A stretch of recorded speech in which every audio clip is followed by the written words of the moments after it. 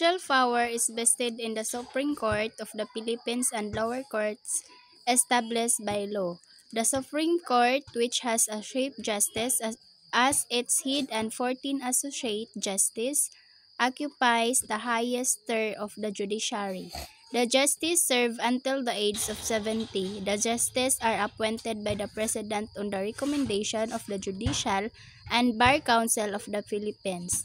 The sitting Chief Justice is Alexander Gismondo, the 27 to serve in the position. So, mao ni ang panghukmanan sa Pilipinas nga gipahimutang sa Korte Suprema.